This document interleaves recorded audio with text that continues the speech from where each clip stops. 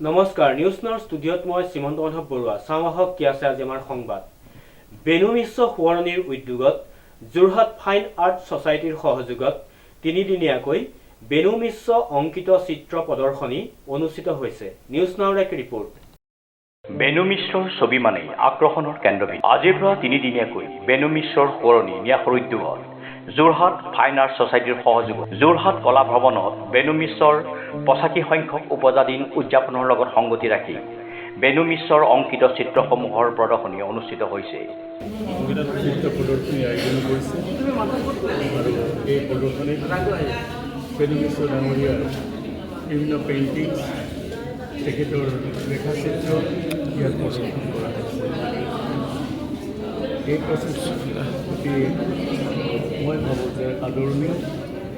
আমি বেনু মিশ্ৰক আমাৰ মাজত সদায় বিচাৰোঁ আৰু তেখেতে যি শিল্পীকৰ্ম ভাস্কৰ্য ইত্যাদি অসমীয়া জাতিটোক চহকী কৰি থৈ তেখেতক আমি অনাগত দিনত ৰখাৰ প্ৰয়োজন আছে আৰু তেখেতৰ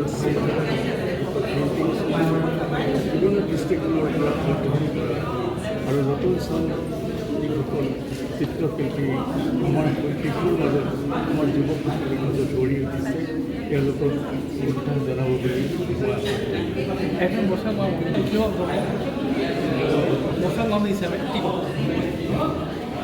আচলতে ছবিয়ে কথা কয় আৰু ছবিয়ে কথা ক'ব পৰা শিল্পী সকলো শিল্পীয়ে ছবিয়ে কথা ক'ব পৰা অংকন কৰিব পৰা কিন্তু শিশুসকলৰ মাজত প্ৰথমে ছবিৰ শিক্ষাৰ ক্ষেত্ৰলৈ তেওঁলোক আকৰ্ষণ কৰে। শিক্ষকসকলে বা যিসকল ছাত্ৰ ছাত্ৰী চিত্ৰশিল্পী আছে ভৱিষ্যতে যদি শিশুসকলক একোজন পৌৰ হিচাপে পাঠক হিচাপে বিচাৰি পাবলৈ বিচাৰে তেনেহ'লে তেওঁলোকক সৰুতে ভাল ছবি প্ৰদৰ্শন কৰাৰ সুবিধা দিব লাগে। এখন ডাঙৰ প্ৰদৰ্শন আজি ইয়াত নিশ্চয় ডাঙৰীয়াৰ সেইখন হ'ল আচলতে শিল্পীৰ মনৰ কথা গতিকে কি কথা ক'বলৈ বিচাৰিছে তেওঁ ছবিখনক প্ৰতিনিধিত্ব কৰিবলৈ বিচাৰে যিদৰে এজন লেখকে নিজৰ মনৰ কথা তেওঁৰ সাহিত্যৰ প্ৰকাশ কৰিবলৈ বিচাৰে গতিকে চিত্ৰৰ ভাষা আৰু সাহিত্যৰ ভাষা চিত্ৰৰ ভাষা মই ক'লোঁ যে চিত্ৰ চৰ্চা কৰা ছবিৰ ভাষা বুজাব আৰু এই ক্ষেত্ৰত আমাৰ চিত্ৰশিল্পী থকাতে আমাৰ অভিভাৱকসকলে শিকাব লাগে ছবি কেনেকৈ চাব কেনেকৈ অধ্যয়ন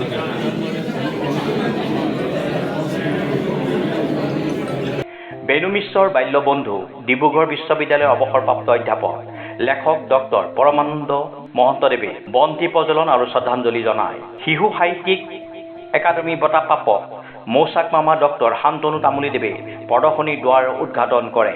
উদ্বোধনী সভাত অসমৰ বিশিষ্ট চিত্ৰশিল্পী আমিনুল হক, গুৱাহাটী আৰ্টিষ্ট গিল্ডৰ সম্পাদক চিত্ৰশিল্পী কিশোৰ দাস, যোৰহাট ফাইন আৰ্ট ছ'চাইটিৰ সভাপতি ভৃগুপতি হাজৰিকা, অসম চৰকাৰৰ বিষ্ণু ৰাভা বঁটা প্ৰাপক ভাস্কৰ্য শিল্পী চালেখা আহমেদ উপস্থিত থাকে। ইয়াৰ উপৰি অসমৰ বিশিষ্ট চিত্ৰশিল্পী গুৱাহাটী আৰ্টিষ্ট গিল্ডৰ শিল্পী দেৱেন দেৱান, খনিন দাস, নীলিমা ঠাকুৰীয়া হক, দীপালী ভট্টাচাৰ্য বৰুৱা, প্ৰণৱ বৰুৱা, যোৰহাট ফাইন আৰ্ট ছ'চাইটিৰ প্ৰাক্তন সম্পাদক পৰেশ শইকীয়া, সৌৰভজ্যোতি বৰুৱা, ত্ৰিদীপ দত্ত, পৰীক্ষিত দত্ত, শ্যামলী চলিহা, প্ৰাঞ্জল কুমাৰ লাহনকে প্ৰমুখ কৰি যোৰহাটৰ বহু বিশিষ্ট ব্যক্তি উপস্থিত আছিল। সভাখনিৰ আঁত ধৰে যোৰহাট ফাইন আৰ্ট ছ'চাইটিৰ সহকাৰী সম্পাদক কবি চিত্ৰশিল্পী ৰঞ্জিত গগৈ। খনিন দাসৰ প্ৰযোজনাৰে গুৱাহাটী দূৰদৰ্শন কেন্দ্ৰৰ দ্বাৰা ইতিপূৰ্বে প্ৰচাৰিত এটি অনুষ্ঠান অসমৰ শিল্প কলা জগতৰ সূৰ্যদীপ্ত প্ৰতিভা বেনু মিশ্ৰ শীৰ্ষক এক তথ্যচিত্ৰ প্ৰদৰ্শন কৰা হয়। গুৱাহাটীৰ বিশিষ্ট চৌৰবাদক তৰুণ চন্দ্ৰ কলিতাৰ চৌৰবাদনে অনুষ্ঠানটিৰ এক সুকীয়া মাত্ৰা প্ৰদান কৰে। তবলা বাদ্য সংগত কৰে দেৱাশীষ ভট্টাচাৰ্য আৰু ৰবীন্দ্ৰ সংগীতত কণ্ঠ নিগৰাই পম্পী ভট্টাচাৰ্যই।